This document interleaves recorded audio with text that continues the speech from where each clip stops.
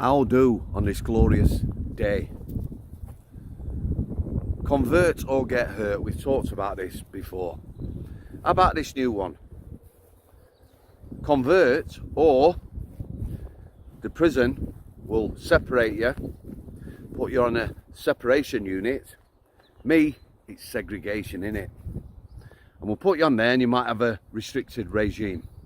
That's because you're fearful, or the prison staff are fearful of you being assaulted. Convert or get segregated. Listen, the Muslim Brotherhood, the gang issue in prison is well documented. Here's the thing about what the authorities are insisting on now. Because although there's people that know it, Ian Aitchison, I hope you've spelt his name or pronounced his name right. I talked to Ian when I used to be on Twitter before it became X. I believe he was governor at Franklin. Right, he's one of them people who is down to earth and speaks the truth. Yeah?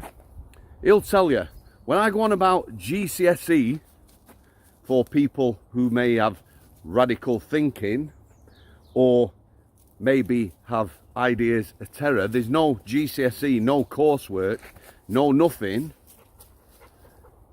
It's not a joke. There isn't.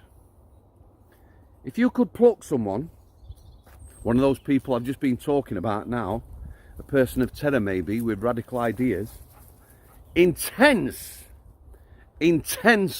work, then maybe a good way down the line you could do something with them. But you can't do that in prison, can you? Eh? As prisons become more violent, yeah, the demand is on the prison staff, young, inexperienced staff. So somebody of authority, I don't know who they were, it don't really matter, he sat there saying it's up to prison staff to do the job properly, yeah, and they need to recognise if someone is being radicalised, and then they need to document it, and we need a portfolio.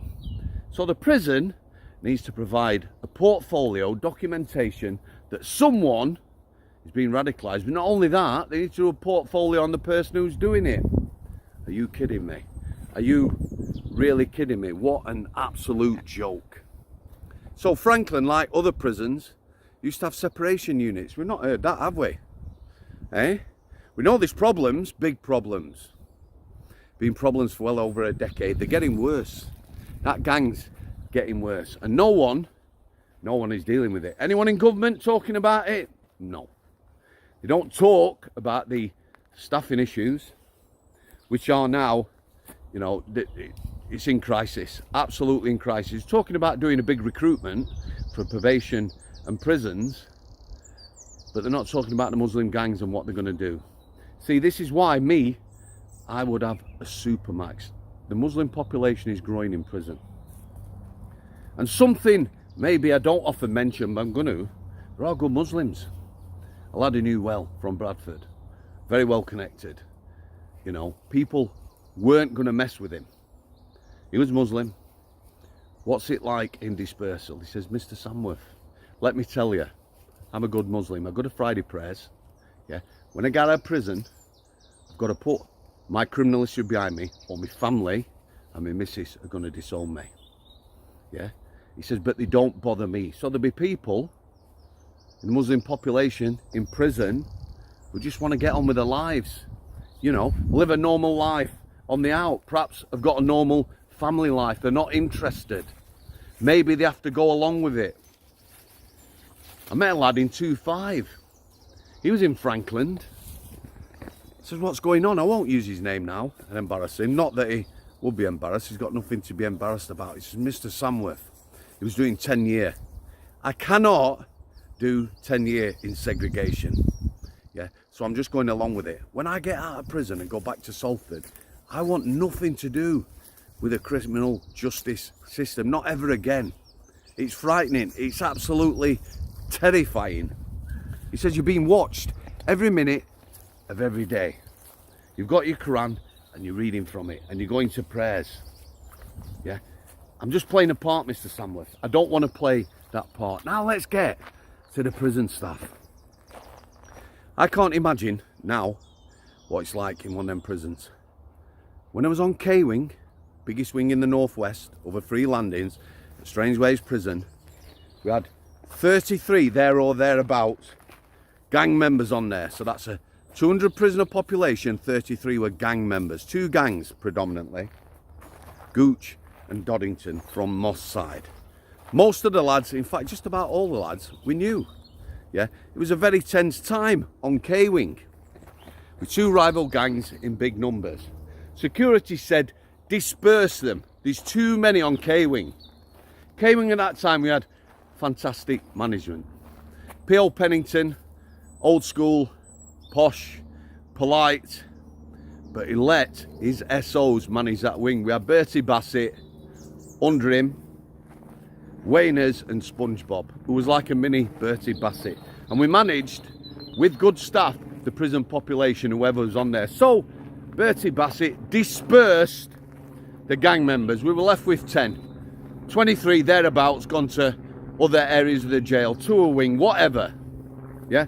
Within 3 weeks, they're all back on K-Wing. Nobody wanted them. They see him as being troublesome. So we went back to that uneasy truce. Oh, switching all the time. It really is. And when you face intimidating and all these people, the knob, you know, saying prison staff need to do the job and that, they're not on a landing, are they? They've never been on a landing. They couldn't do it. Most of the population couldn't do it. All them lads who've been locked up who watch this channel, could you do an officer's job? Yeah, what's it like when you're facing, you know, just massive numbers of people? I was at Forest Bank private prison with a gym screw, good lad who I got on with. He got some bottle like me. We're on the wing one evening, a lad just come up and said, get off the wing. Quiet. 2 of us, 86 eyes watching us. Oh, fucking hell, he says.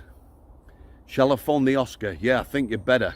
He left me on the landing. He didn't leave me purposefully. He went to the office to make a phone call. So I'm stood, 86 people looking at me. The group closest is a lad giving it that one.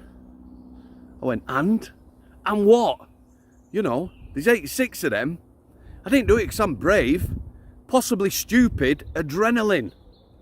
I didn't know what to do. I'm staring about, they're all staring at me. My arse is going. The Oscar 1 shift manager come on with a Seg SO who I knew, lot of bottle. He walked on the wing, there's a stairs up to the 2's landing at the end. They walked upstairs, one at one end, one at the other, looking down. Music's on, everyone went about their business. They were outnumbered, there were 4 of us then. Yeah, terrifying. Just one of many incidents. Brian, it shouldn't be down to the staff. We need to do something. For me, put them all in a big prison, make it the safest prison possible. I've said this before, put barriers and electronic gates between staff and these people. You need to pick out those that are really extreme and people of terror and let others just get on with their life. Shocking.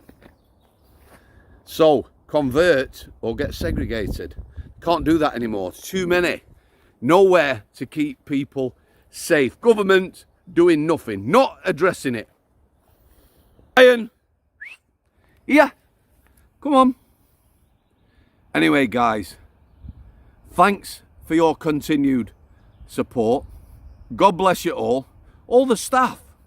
Don't matter where you are now in the prison service, you can slate them off. We aren't prison officers. Your loved ones are just going to be banged up, possibly 24 hours a day. A lot of lads say it used to be better in the old days. Slopping out, staff, bare bang up, no TVs or anything. Sadly, you know, there was a brutality to that as well. We might have gone soft as a society, but there's nobody equipped for dealing with what's going on in prisons. Thanks for coming. God bless you all. Brian, in his wisdom, come on, come and say hello. Some people live for this dude. Oh, he's off. Al City.